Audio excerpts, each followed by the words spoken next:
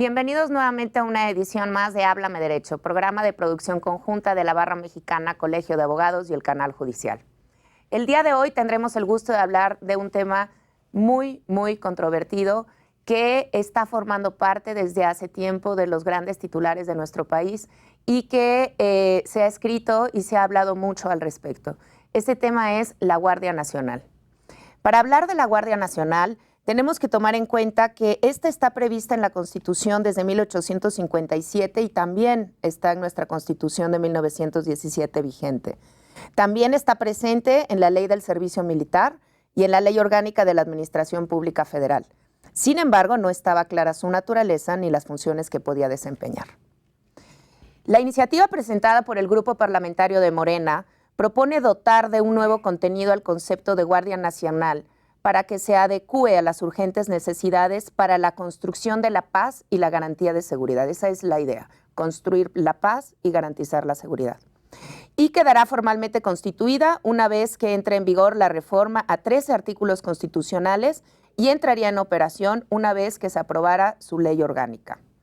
Es una organización híbrida y con disciplina militar para que en lo interno, la idea es que en lo interno no sea susceptible a la corrupción y que en lo externo cuente con capacitación policial de proximidad y entrenamiento en derechos humanos. Estará bajo el mando de la Secretaría de Seguridad Pública de carácter civil y estará encargada de prevenir y combatir los delitos en todo el país.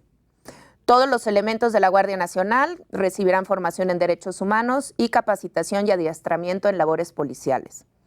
La investigación de los delitos del Fuero Federal y del Fuero Común corresponden al Ministerio Público, a las policías y a la Guardia Nacional, quienes actuarán bajo la conducción del Ministerio Público. Los detenidos solo podrán ser trasladados y puestos a disposición de forma inmediata a las autoridades civiles correspondientes.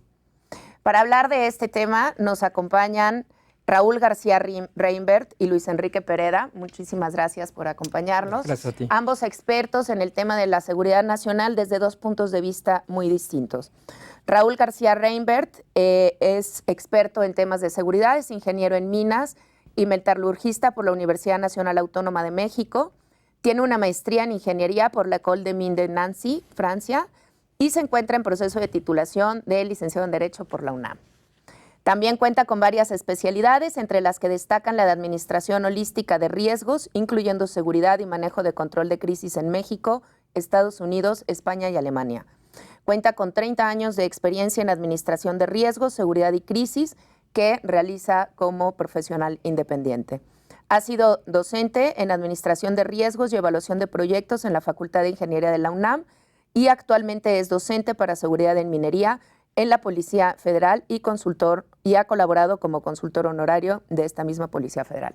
Muchas gracias por acompañarnos. Gracias por invitarme, María. Y por el otro lado tenemos a un abogado especialista en estos temas que tiene varios artículos escritos al respecto. Luis Enrique, muchas gracias por acompañarnos. Luis Enrique es licenciado en Derecho por el Instituto Tecnológico Autónomo de México, maestro en Derecho por la Universidad de California, Estados Unidos, y actualmente es doctorante en el Instituto de Investigaciones Jurídicas de la UNAM. Cuenta con más de 20 años de experiencia profesional, participando tanto en el sector público como en el privado y el académico. Tiene sólida experiencia en temas de derecho público y su relación con el ciudadano y la protección de sus derechos, así como en teoría del Estado, diseño normativo, rendición de cuentas y gestión institucional. Ha colaborado como profesor de Derecho en el CIDE, la ANAHUAC, la Salle, la UP y el ITAM. Actualmente es profesor de Derecho del ITAM y subcoordinador de la Comisión de Derecho Constitucional, Derechos Humanos y Amparo de la Barra Mexicana y asesor pro bono del Centro de Estudios para la Gobernanza y la Libertad. Muchísimas gracias por acompañarnos, Luis Enrique. Creo que aquí hay un tema que es muy importante, que creo que es por el que podemos empezar, ¿no? Que es este artículo transitorio, ¿no? El cual el presidente de México en una conferencia dice que él no puede permitir que ese artículo transitorio de la ley desaparezca, ¿no? Que es el relacionado con que la Guardia Nacional inicie labores inmediatamente después de que se expide la ley de la Guardia Nacional, sin que haya salido toda la reglamentación secundaria que tiene que ver con todo este tema de las leyes secundarias sobre derechos humanos, capacitaciones que tendrían que tener. Entonces, eso fue porque la ley fundamentalmente ya había sido aprobada en la Cámara de Diputados y donde ya no pasó es en el Senado por este tema, ¿no? Por la urgencia de iniciar con que esta Guardia Nacional empezara a operar. Y eso nos da pie a poder hacer las primeras preguntas, ¿no? ¿Qué pasa con este artículo, Luis? ¿Cómo podríamos defender, si este artículo transitorio que se va a discutir ahora en el periodo ordinario de sesiones, según lo comentó Ricardo Monreal, qué va a pasar si la Guardia Nacional sale a la calle sin que haya una legislación secundaria, sin que existan estas otras leyes que tendrían que normarla? ¿Qué pasa?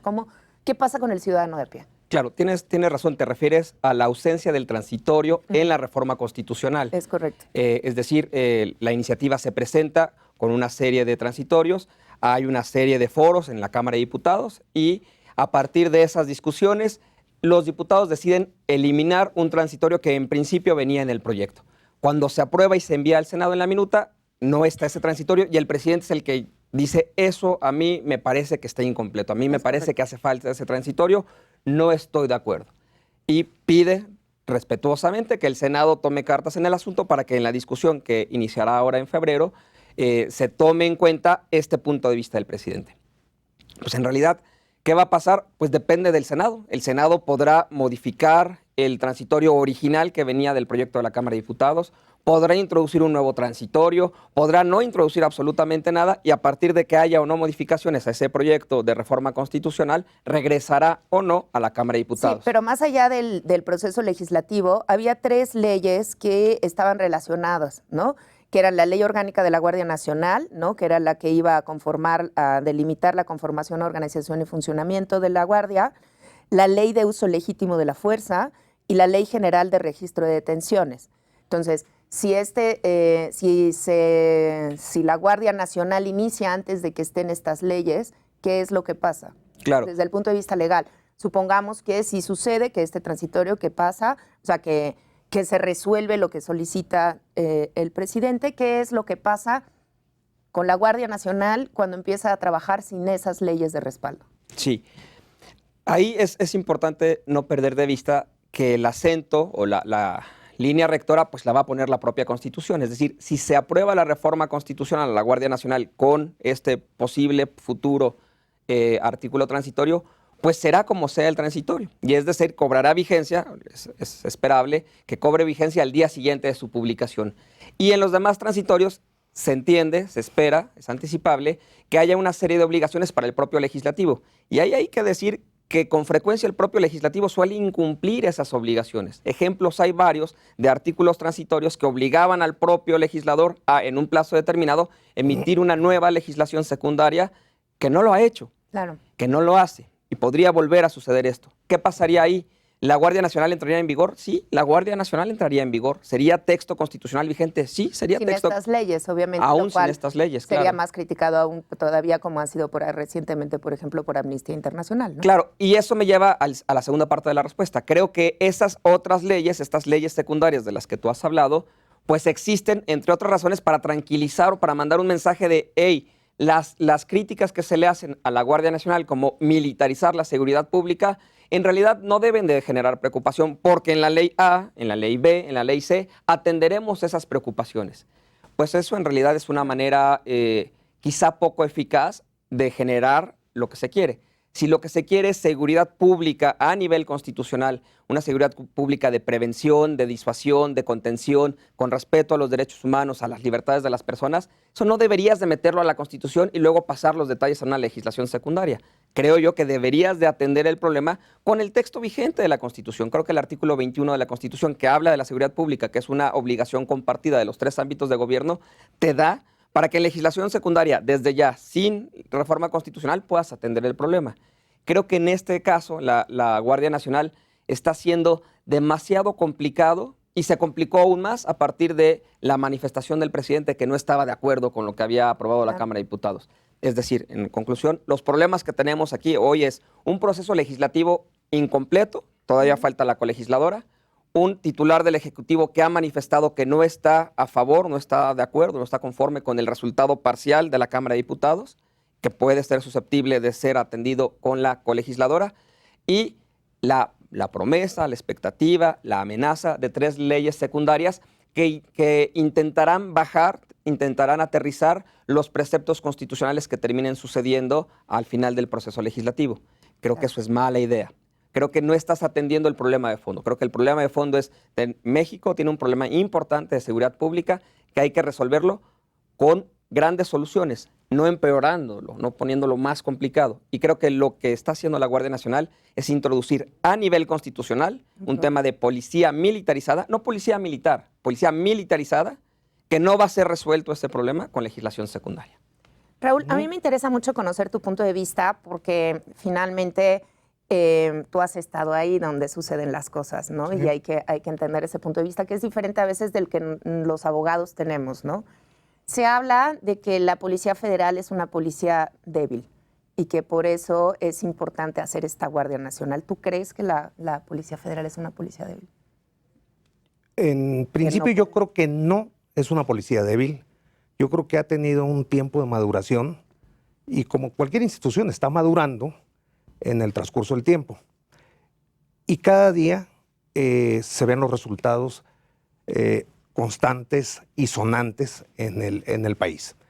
Yo creo que las divisiones de la Policía Federal y los que hemos tenido la oportunidad de conocer a la Policía Federal, tanto como usuarios desafortunadamente y desde el punto de vista inclusive académico, creemos que no es una policía débil, son una policía muy fortalecida en el ámbito policial, en el ámbito de la labor que tienen que hacer para la seguridad pública y la seguridad interior, dejando a un lado la seguridad nacional, ¿no? Pero para la seguridad pública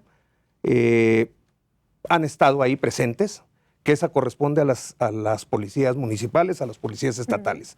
Pero la seguridad interior, pues está la Policía Federal y no es nada débil.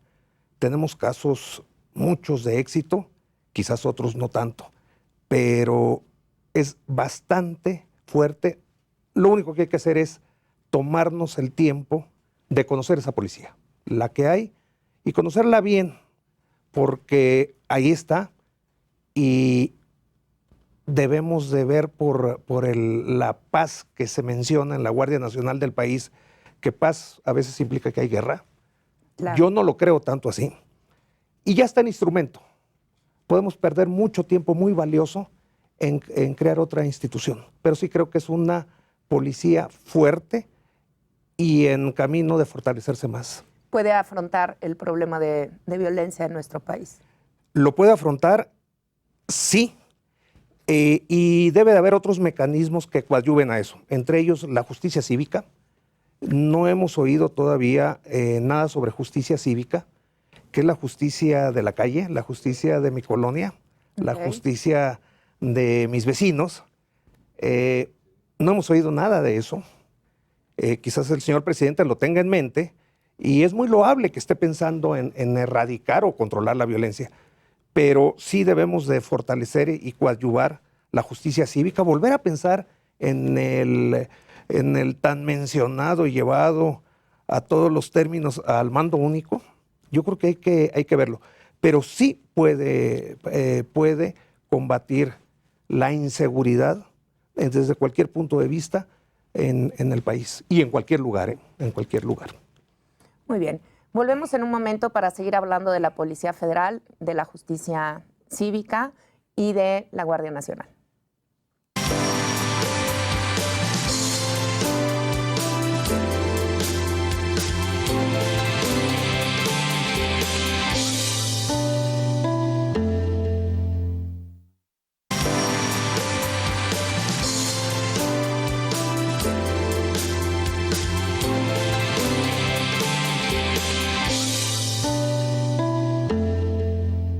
Gracias por continuar con nosotros hablando respecto a la Guardia Nacional. En el corte anterior, Raúl, nos quedamos hablando respecto a la Policía Federal, que es una institución que tú conoces muy bien. La formación en la Policía Federal. ¿Cómo se da acá? Hemos platicado tú y yo, ¿no? En algunas ocasiones, obviamente fuera de cámaras, respecto a esto tan interesante que es la formación, la capacitación que se les da a los elementos. Bueno, la Policía Federal tiene una institución interna para todos los fines académicos y de formación, que es el Sistema de Desarrollo Policial. El Sistema de Desarrollo Policial tiene básicamente dos academias, la Academia Superior de la Policía Federal en San Luis Potosí y el otro campus, por decirlo, está en Ciudad Juárez. Sin embargo, desarrollan cursos, licenciaturas, diplomados y formación académica en diversas partes del país, ¿no? ¿Qué hay que hacer para ser hoy un policía federal? O en los últimos años. Bueno, por lo pronto cumplir una serie de requisitos como a cualquier institución de educación media o de educación superior. Okay. ¿Sí? Aunado a las pruebas de confianza que no siempre todos pasan, ¿eh? O sea, ¿hay rechazados? Hay bastantes rechazados, okay, como hay bastantes aceptados. Claro. Eso es muy importante. Obviamente también pruebas de capacidad física que son indispensables y dependiendo hacia qué áreas van. Déjame decirte que muchos de los jóvenes que ingresan o de las personas que ingresan ya tienen educación media superior e inclusive muchos de ellos universidad trunca o universidad completa. Entonces entran y ellos para obtener o ser egresados como policías federales cursan alrededor de 1,700, un poco más de horas clase, o sea, horas son formación. Muchas horas, 1,700. Sí, son muchas, o sea, es casi 2 años, más, y aquí hago yo una diferenciación, de formación, capacitación, más entrenamiento, que son dos cosas diferentes desde el punto de vista académico. Por un lado formas y por el otro entrenas a ciertas habilidades, ¿no? Desarrollas habilidades, pero en el otro formas. Entonces salen con esa preparación, algunos salen con el título de técnicos superiores universitarios e inclusive hay una licenciatura en ciencias policiales dentro de la misma Policía Federal. Entonces, ¿qué sucede con esto? Fortaleces la capacidad profesional de la policía en sus 7 divisiones. Eso lleva varias ventajas. La primera, y que es la que estaría en boca de todos y lo primero que estaría diciendo alguien que nos viera es, oye, ¿y la corrupción? La educación disminuye la corrupción. Eso es un hecho que no podemos negar. Y yo he trabajado bastante con los jóvenes, cursos y pláticas, y ellos mismos lo dicen, oiga, yo estoy estudiando, yo no voy a ser alguien que me corrompa. ¿Por qué? Porque para eso estoy estudiando, para eso muchos hay que ya con hijos, oiga, yo no quiero que mis hijos no me vean a la cara o lo señalen de que mi papá o mi mamá, porque hay muchas mujeres en Policía Federal, son corruptos. Okay. Entonces, a raíz de la formación inicial, ese es lo que hoy se tiene. Luego está la formación continua, cursos, diplomados, seminarios, pláticas de muy alto nivel, me consta. Me he quedado impresionado. Cursos, por ejemplo, manejo y uso de explosivos, que son cursos que cuestan de 40 horas, cuestan alrededor de $350,000 para 40 personas.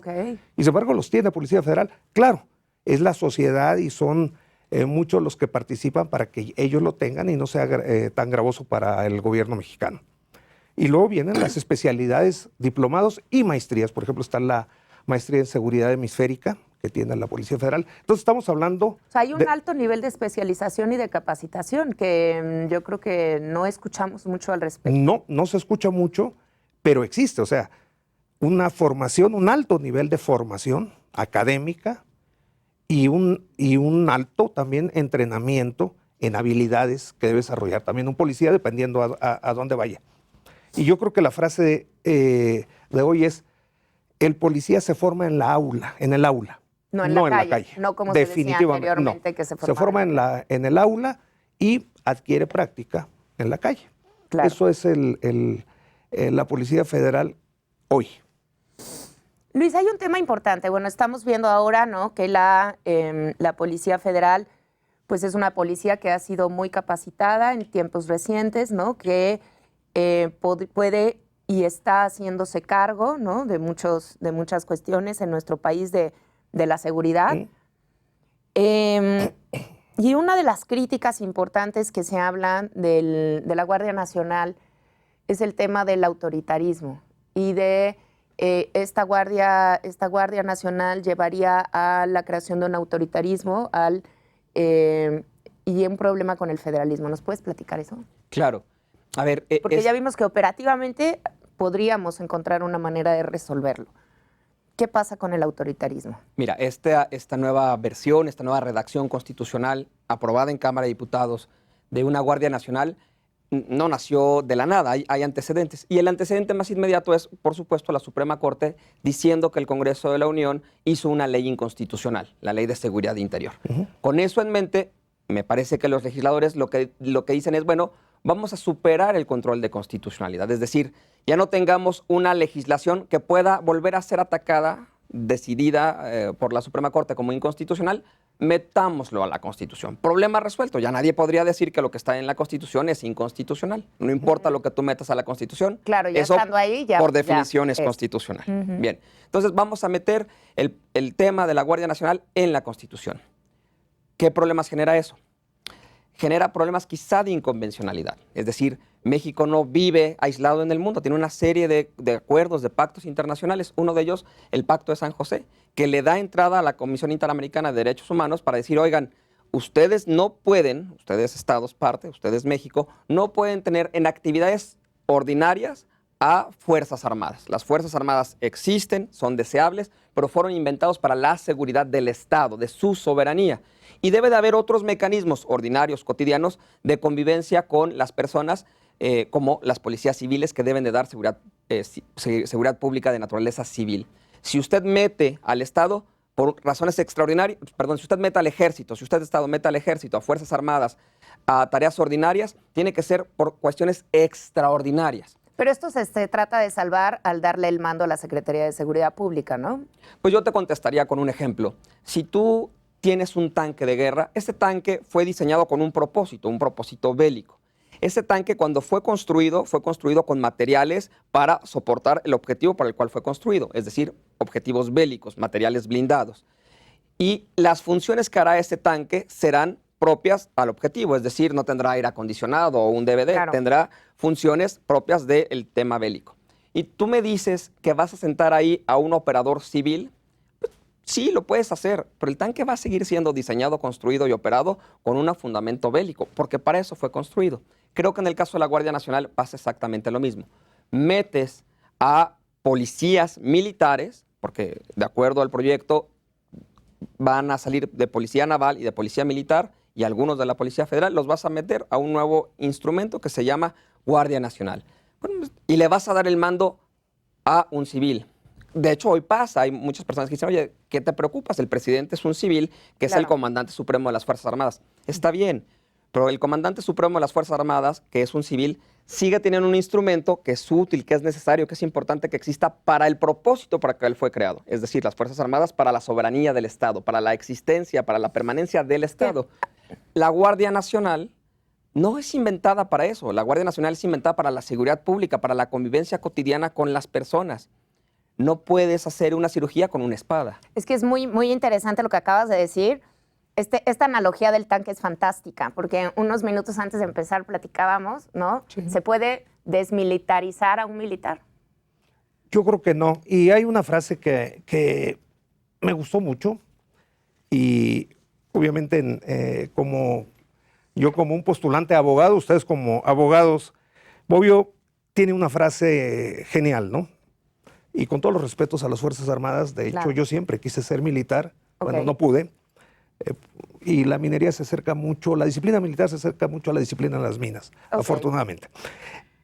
Dice Bobbio, es relativamente sencillo militarizar a los civiles, pero es prácticamente imposible civilizar a los militares. Yo creo que el señor, pues, todo un referente en el mundo para todo caso, lo visualizó así. Y yo creo que tiene razón. Tampoco pongamos a los militares a hacer funciones que ellos ni siquiera estaba en su visión o en su plan de carrera o en su plan de vida, ¿sí? Su visión era ser militares, están hechos para la seguridad nacional, para la seguridad del Estado mexicano, o los estados en general. Y además hay que considerar que estamos casi por llegar al final del primer cuarto del siglo XXI. Los ejércitos se están modificando, se están normando y reestructurando para enfrentar la modernidad.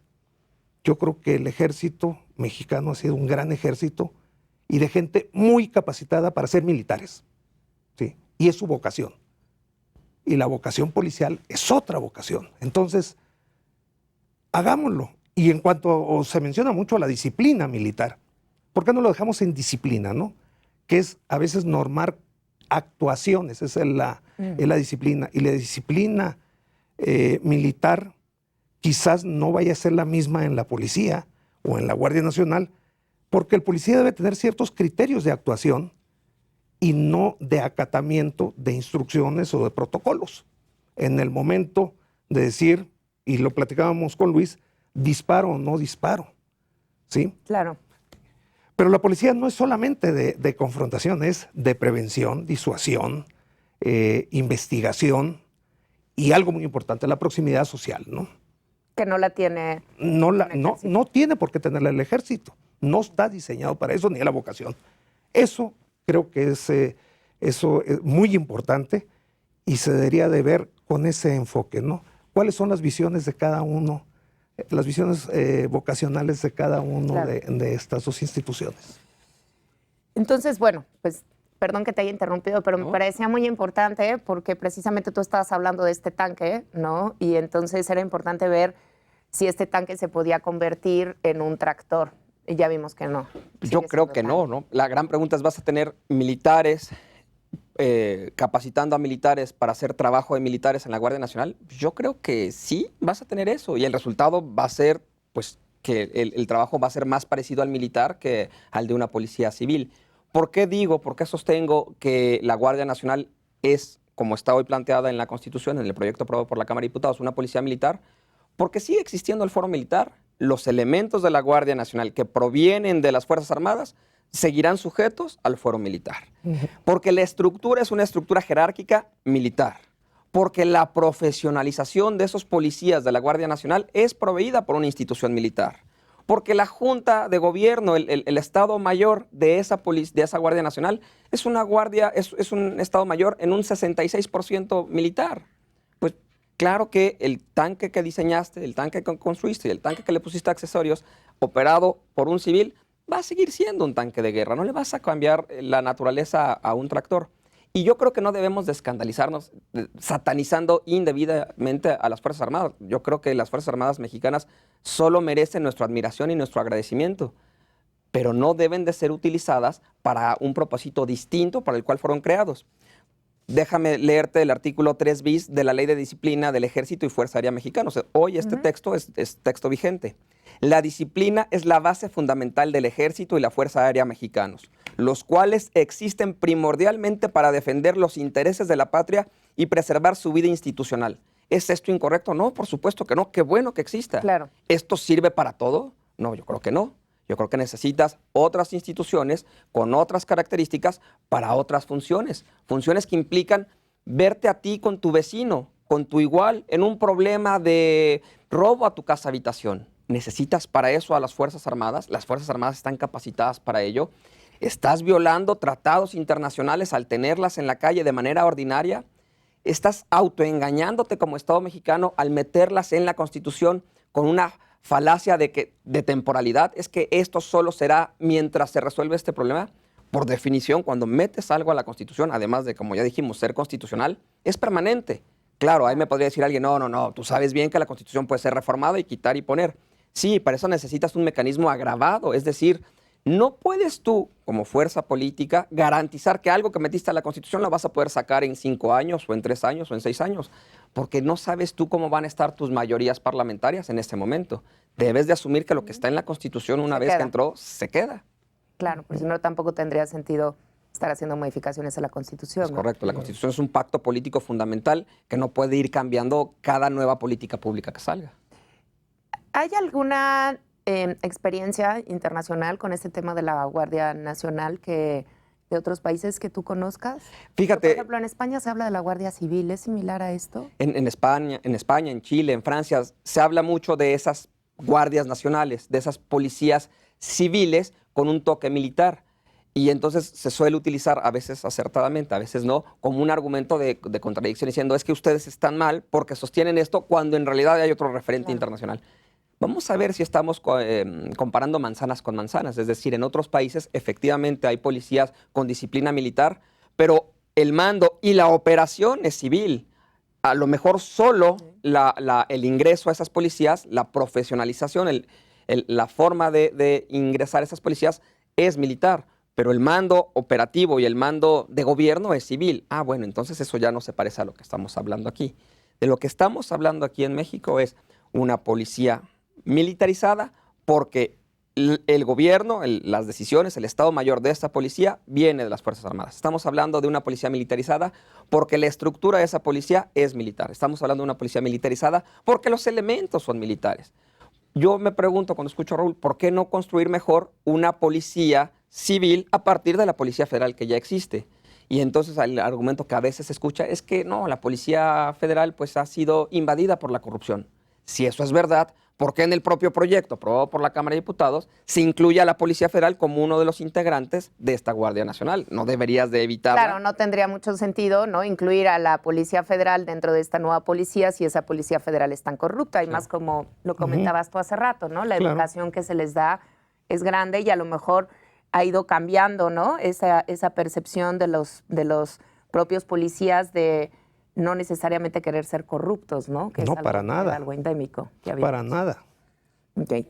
Y perdón, si me permites Sí, la interrupción, claro, y el favor. argumento funciona también a la inversa. También se ha dicho, no, es que necesitamos incluir a las Fuerzas Armadas en la nueva Guardia Nacional porque las Fuerzas Armadas no son susceptibles a la corrupción. Bueno, a ver, yo creo que nuestras Fuerzas Armadas son extraordinarias, merecen todo el respeto de toda la población civil, pero creo que todos conocemos casos aislados de militares que han caído en casos de corrupción.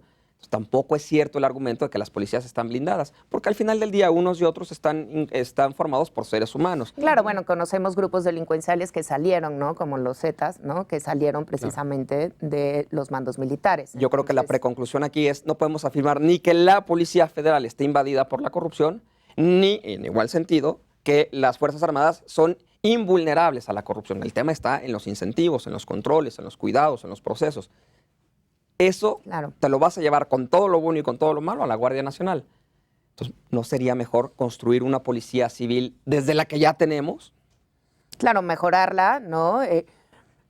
Raúl, platícanos casos de éxito de la Policía Federal. ¿Qué has visto tú que tú puedas decir, esto es un caso de éxito de la Policía Federal? Mira, yo como cliente debe verse a veces al usuario de un servicio del gobierno como un cliente a veces. Yo creo que hemos visto casos de éxito. Bueno, el primero que yo veo es, oye, ¿qué percepción hay? Y te vas, por ejemplo, al INEGI y dice que tienen una aceptación del 70% de la población, una buena es muy bueno, 70% aceptación. es muy bueno. Hay presidentes que se van con mucho menos. Que se van con mucho menos y hay instituciones que están muy por abajo. Claro. Esa es una. Dos, obviamente la preparación. Yo quedé impresionado cuando empezamos a trabajar en esto, de la preparación de la Policía Federal. Los que venían desde la Policía Federal de Caminos y cómo se crea la Policía Federal Preventiva y ahora la Policía Federal, cómo se han ido yendo a la educación continua. Eso también es un éxito, ¿eh? Claro. Es un éxito de México y está reconocida a nivel mundial. He conocido por estar en este ambiente a gente de otros países, Europa inclusive, que hablan bien de la Policía Federal. Luego, tenemos éxitos, por ejemplo, gran parte de los detenidos de alto impacto han sido de la Policía Federal. Okay. ¿Sí? Los secuestros, yo quiero hacer énfasis en los secuestros o las extorsiones. No saben ustedes, a mí me ha tocado cercanos 3, 4 secuestros, son resueltos de la forma más científica y obviamente desde un gabinete, no es administrativo, es un gabinete donde estás negociando y está la familia en contacto. El índice de éxitos es altísimo. La mayoría, desafortunadamente, de las llamadas que ellos reciben son secuestros virtuales. Sin embargo, ellos tienen todos los modos operandi, todos los algoritmos que les permiten saber si es virtual o no. Y dejan tranquila a la familia. Eso es un éxito también. Pero trabajan todos los días en esto. En minería han recuperado robos millonarios en dólares. Millonarios en dólares, lo cual, ¿qué sucede con esto? Y esto hay que también sumarizarlo. Da certeza a las inversiones. Eso es importante. Por supuesto. Últimamente muchas empresas se acercan a la Policía Federal, ¿sí? Oigan, quiero invertir en tal parte, ¿qué debo de hacer? No, si me puedo instalar ahí. Oigan, vamos a hacer un plan de proximidad social con ustedes y de un estudio de riesgos y todo, y aquí está. Obviamente da certeza a la inversión. ¿Sí? Fundamental. Sí, claro, sí. La seguridad. Exacto. La seguridad. Entonces yo creo que esos son gran parte de los éxitos. Y algo muy importante, y también lo mencionaba Luis, la disuasión. Si el crecimiento de la inseguridad en México ha sido alto, a lo mejor podía haber sido más alto. Sin la intervención de las diferentes partes de la Policía Federal y, ¿por qué no?, también de las Fuerzas Armadas que disuaden, ¿eh? Si tú ves un retén militar, disuade. Claro. ¿Sí? Pero más violentamente, ¿no? Sí, de otra forma. Pero la Policía Federal disuade su presencia en la sierra, en lugares de producción, en las colonias, disuade al delito. Y la proximidad social a mí me da mucho gusto de niños que ya quieren ser policías, ya no quieren ser bandidos.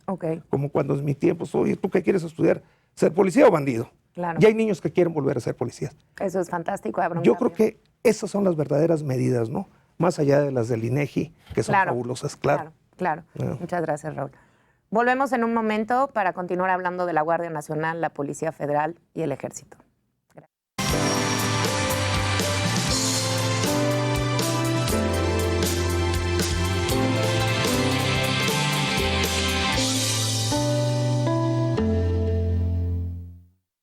Gracias por continuar con nosotros en una emisión más de Háblame Derecho, que el día de hoy estamos hablando respecto a la Guardia Nacional. En este último bloque me gustaría ir llegando a algunas conclusiones y en ese sentido, Luis, ¿es necesario el ejército? Sí, por supuesto que sí. En un país que no está en guerra, en un país que no se ve que vaya a tener un conflicto bélico con otro país en los próximos años, que no hemos participado en grandes guerras internacionales. ¿Tiene que haber un ejército y para qué tiene que servir en ese caso? Mi respuesta es sí, definitivamente sí. Por supuesto que sí. Yo creo que los estados, y entiéndase por estado, la persona jurídica, política, de derecho internacional, requieren un mecanismo de defensa. El ejército es ese. La pregunta tendría que ser, ¿el ejército sirve para todo? Ah, no, eso ya es otra pregunta. ¿Los estados deben de tener ejército? Sí. Yo creo que el ejército mexicano es un gran ejército, sí. ¿El ejército mexicano sirve para defender al Estado y la soberanía, a la nación, de enemigos externos e internos? Sí, por supuesto que sí. ¿Esto es igual a decir que puedes utilizar al ejército en todo, absolutamente todo, de manera ordinaria y no ni siquiera extraordinaria? No, yo creo que no. Ahí ya cambió la cosa. Cuando hablamos de seguridad pública, yo creo que el ejército no debe de cumplir ese papel. No lo debe de cumplir por la razón para la cual fue creado el Estado, que no fue la defensa del ciudadano en su vida cotidiana enfrentándose a otros iguales a él. El ejército fue creado como un mecanismo de defensa del Estado, no del ciudadano, no es lo mismo. Tampoco creo que deba de estar el Estado en seguridad pública por razones de derecho internacional. México tiene firmados pactos en los cuales se obliga a no utilizar de manera ordinaria fuerzas armadas para tareas cotidianas, como por ejemplo la seguridad pública. Y otra tercera razón por la cual creo que el Estado mexicano no debería utilizar las fuerzas armadas para seguridad pública de manera ordinaria, muy sencillo. El poder solo sirve para una cosa, para ejercerse. El poder no sirve para nada más. El poder político, el poder comercial, el poder bélico, solo sirve para una cosa, para ejercerse, no es ornamental. Solo sirve para ejercerse. A veces si tú quieres disuasivamente, pero solo sirve para ejercerse. Y los espacios vacíos en poder nunca están vacíos, siempre se ocupan. Yo creo que el Estado mexicano no debería de abrir la puerta a nivel constitucional inconvencionalmente para que las Fuerzas Armadas hagan tareas ordinarias de seguridad pública. Pero se dice, por ejemplo, que ahora que dijiste esta frase tan fantástica y que además a mí me encanta, el poder se hizo para ejercerlo, se menciona que esta ley de uso legítimo de la fuerza, que sería una de las leyes complementarias que saldrían para la operación de la Guardia Nacional, podría, que señalaría y delimitaría con claridad cuando un elemento puede o no hacer uso de armas de disuasión y armas letales. Pues podríamos decir, ¿no?, en un primer momento que con esta ley podríamos controlar en cierto sentido. Pero tú decías hace rato algo muy importante y que sí me gustaría retomar en este último bloque. ¿Quién juzga o quién juzgaría en un momento determinado las faltas que cometiera un elemento de la Guardia Nacional? ¿Cuál es el estado en el que se encuentran las cosas? O sea, yo como civil estoy sometido a unos tribunales, pero la Guardia Nacional estará sometida a otros tribunales distintos. ¿Cuál es la participación del ciudadano en un proceso, en un tribunal de la Guardia Nacional, en un tribunal militar? ¿Cómo es esto? Porque esto es lo que puede ser muy preocupante. Tú puedes tener una gran ley de uso legítimo de la fuerza, pero después al llevarla a la práctica, en los casos prácticos, ¿cómo se juzgaría en este caso? Claro, empiezo por lo que decías con mejorar este proyecto de reforma constitucional a través de legislación secundaria. Híjole, no mejores en legislación secundaria lo que inició mal en el texto constitucional. Te pongo un ejemplo, el actual texto del artículo 16, aprobado ya por la Cámara de Diputados, dice que es obligación de la Guardia Nacional poner a disposición del Ministerio Público a las personas que sean aprehendidas, que sean detenidas.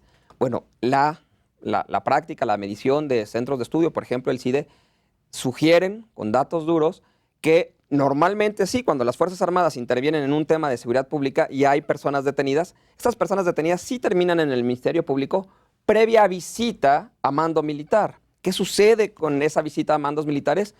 Las declaraciones de esos detenidos sugieren que hay actos de tortura. Es decir, ¿por qué no haces bien el texto constitucional desde un principio y estableces la obligación de poner a disposición del Ministerio Público de manera inmediata? Claro, nada de que primero lo llevas a un lugar, ¿no?, y después termina estando en el MP, claro. Es importante empezar a surcir bien desde el inicio, desde la Constitución, a redactar bien, no esperarte a enmendar los errores constitucionales con legislación secundaria, porque eso no va a suceder. Claro. Yo creo que el Estado mexicano tiene la gran oportunidad de contestar una gran pregunta. ¿Qué quiero lograr? ¿Quiero que haya paz? ¿Qué tipo de paz? Hay la paz de los sepulcros, que yo creo que nadie quiere. No, quiero seguridad pública. ¿Qué tipo de seguridad pública quieres? ¿Quieres una seguridad pública donde las personas puedan seguir disfrutando de sus libertades civiles? ¿O quieres una seguridad pública donde haya toques de queda? Claro. Donde la gente no esté en las calles. ¿Qué tipo de seguridad pública quieres? Yo creo que el Estado mexicano está en una oportunidad única, importante, de tomar las decisiones correctas. Pero esa oportunidad única, importante, no va a durar para siempre. Si el proceso legislativo de reforma a la Constitución en materia de Guardia Nacional sigue por donde va hoy en día, creo que se podría garantizar poner en riesgo a los derechos humanos. Y eso no creo que lo quiera nadie. Es decir, me parece que tampoco es causa-efecto, tampoco es Guardia Nacional militarizada sinónimo de violaciones a derechos humanos. Está bien, creo que no podemos llegar a esa conclusión como si fuera causa-efecto. Pero simplemente la existencia de una policía militar... Hay casos, ¿no?, que Tlatlaya, ¿no?, por ejemplo. Simplemente la existencia de una policía militarizada pone en suficiente riesgo a los derechos humanos y ese simple hecho, si quieres potencia, es creo una muy buena razón para no tomar esa decisión. No puedes avanzar como sociedad queriendo paz, poniendo más militares en la calle. Es un sinsentido. Yo creo que la Guardia Nacional tiene que ser construida con visiones académicas, con visiones de campo, con visiones constitucionales, con visiones de las víctimas de esos encuentros con los militares. Ya tenemos varios años de experiencia de militares en la calle por distintas razones y con distintas justificaciones. ¿Qué ha pasado? Hay que ir y preguntarle a esas personas cuáles son los efectos que en la vida real se han encontrado cuando se enfrentan a los militares. Y bien sabemos que no todos son delincuentes. Hay muchos testimonios verificados de personas que han sufrido en su integridad, en sus bienes, en sus posesiones, en sus libertades, por la intervención extraordinaria del ejército en una actividad de ordinario solo para civiles como la seguridad pública. Hablabas hace unos momentos, Raúl, de un tema que me gustaría retomar, que es el relacionado con la justicia cívica, ¿no? Decíamos que, y nuevamente en muchos programas nos pasa que llegamos finalmente a una conclusión que es muy importante y que es repetitiva, que tiene que ver con la teoría de sistemas, ¿no? De que generalmente vemos las cosas desde solamente un punto de vista y entonces perdemos de vista todo lo demás. Platicábamos durante el corte, ¿no? Que la Guardia Nacional per se, única e independiente como una figura monolítica, no necesariamente es la que lleva la solución, sino que hay muchas cosas de por medio, ¿no? Hablamos de que, claro que tiene que haber un ejército, ¿no? Para ciertas cosas particulares del Estado, que tiene que haber una policía federal para la seguridad cívica, para los ciudadanos, para este contacto cotidiano. Pero hablábamos de un tema de justicia cívica. Háblame un poquito de eso. Bueno, la justicia cívica, y qué mejor que ustedes son abogados ya con mucha experiencia, la justicia cívica pues es el bien vivir en comunidad. Yo creo que es el verdadero contrato social. Okay. Y hay que garantizarlo, ¿no?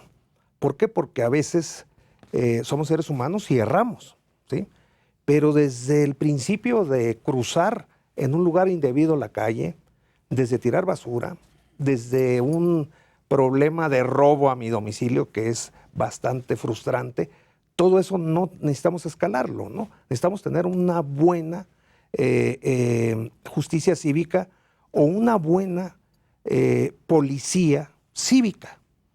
Yo hago mucho referencia a los guardianes de la paz franceses, los guardianes de la paix, ni siquiera están armados, ¿sí? Okay. Y yo me acuerdo que todavía en Naucalpan, hace algunos años, había policías de a pie en las colonias. ¿Sí? Claro, policía de la manzana, ¿no? De la Que manzana. se conocía y que daba la bola. Y los hacían, rondines. exacto, hacían una función de acupuntura social inclusive, porque estaba la presencia de él, ¿no? Y era una parte de la comunidad. Entonces eso, la justicia cívica, o sea, el día a día, la buena convivencia, esa policía de paz, o sea, esa policía social o de la comunidad, no quiero decir comunitaria, aunado también con la acupuntura social, la creación de pequeños espacios de convivencia en las colonias. Yo lo veo en cuanto se ponen algunas poblaciones o cuando las mineras arriban a comunidades, pones una banca, un farol y todo. Primero hay 2 personas y después ya hay 4, 5 o 2 familias platicando y los niños jugando a la pelota. Sí, o Eso sea, claro. es parte de la solución y casi inmediata, ¿eh? Sí, la justicia cívica, importantísima, hay que retomarla, hay que volver a repensar el mando único, pero también esa acupuntura social, esa proximidad social que debemos de tener todos los miembros de la comunidad, ¿no? Y empezar a crear espacios y nos vamos a ir transformando. Una cosa muy buena de los nuevos proyectos educativos del gobierno actual es volver a tener la clase de civismo, ¿sí? Claro. Y es empezar por respetar la fila, ¿no?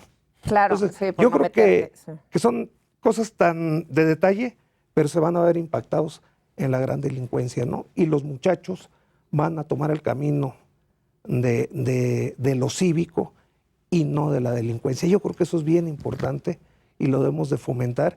Y como decía Luis, estamos llegando a la encrucijada, ¿sí? No hay mañana, no va a haber vuelta de hoja. ¿Sí? Sí, sí, ¿qué se quiere? ¿Qué se quiere este modelo del que tú estás hablando, en el cual habla de iluminación, habla de integración, habla de generar espacios, o un modelo frontal de combate, de ejército conviviendo con la población, ¿no? Como que los 2 puntos son estos, ¿no? O sea, un poco más esta acupuntura social, ¿no? Esta justicia cívica muchísimo, digamos que más en el piso, o continuar con nuestras guerras internas, ¿no? Pero ahora de una manera mucho más frontal y mucho más en contacto con constitucionalizada. con nosotros, ¿no? Y constitucionalizada. Y de verdad no quiero terminar el programa sin que me platiques cómo es este tema de los tribunales militares. O sea, cuando a ti te hace, cuando en este nuevo esquema de la Guardia Nacional, ¿qué pasa cuando un militar me maltrata? ¿Qué pasa? Conforme la redacción de hoy, Ajá, con lo que se ve hoy. Solo el futuro sabe en qué termine eso. Es un esquema mixto que tú decías al principio, es decir, bueno, si yo soy un integrante de la Guardia Nacional que ha cometido una violación a una legislación civil, debo de ser juzgado por tribunales civiles. Pero si soy un integrante de la Guardia Nacional que ha violado una norma del Código Militar, de la Ley de Disciplina Militar, del Código de Justicia Militar, debo de ser juzgado por tribunales militares. Es decir, estoy sujeto a dos esquemas de justicia. Si yo soy el civil que ha recibido el acto de autoridad del integrante de la Guardia Nacional, siempre seré juzgado, mi caso será procesado por tribunales civiles. Creo que es una mixtura complicada. Creo que sería mucho más sencillo. ¿Dónde termina la disciplina? O sea, ok, los tribunales castrenses, ¿no? Entonces estaríamos hablando de todo el tema de disciplina, pero puede haber ciertas cuestiones que puedan ser reclamadas por un ciudadano que entren dentro de la disciplina militar. Claro, sí. Y entonces... Si hoy en día tenemos también un gran problema de procuración de justicia con la convivencia de Guardia Nacional con sociedad civil, lo vamos a duplicar porque tendríamos los problemas que ya tenemos con los tribunales civiles más la lógica distinta de los tribunales militares. Y no necesariamente eso va a dar un mejor resultado. Yo creo que la frase debería de ser, que es la de sabiduría popular, a grandes males, grandes remedios, no peores remedios. Ya hemos hablado del tema de poner en jaque, en peligro, los derechos humanos, pero también hay otro afectado del texto de la Guardia Nacional como está hoy previsto, el federalismo, la obligación hoy constitucional de gobiernos municipales y de gobiernos estatales de proveer también seguridad pública a sus gobernados. Claro. La mayoría de las personas vivimos en un municipio, el primer contacto que tenemos con la autoridad pública es en un municipio, no con el presidente de la República, ni siquiera con el gobernador. Y es obligación constitucional, texto vigente de municipios y de gobiernos estatales, proveer de seguridad pública. El contraargumento es que no pudieron, es que han sido rebasados. Está bien. No claudiques en esa obligación constitucional, fortalece los elementos para que puedan proveerla.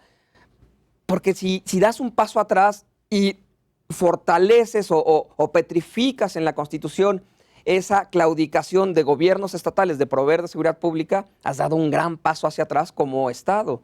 Claro. Los pasos del Estado tienen que ser siempre hacia adelante. Hoy quizá, seguramente, a veces los gobiernos municipales pueden o no pueden dotar de seguridad pública a sus poblaciones. Apóyalos para que puedan. No relévalos de la tarea dándole otro giro al texto de la Constitución para que ya no estén obligados a hacerlo. Pues muchísimas gracias, Raúl. María. Ha sido verdaderamente ilustrador desde el punto de vista de la realidad y lo que verdaderamente ocurre dentro de la Policía Federal. Y bueno, pues muchísimas gracias por el aporte jurídico, ¿no? Siempre tan importante en un tema, sobre todo que estamos hablando de una reforma.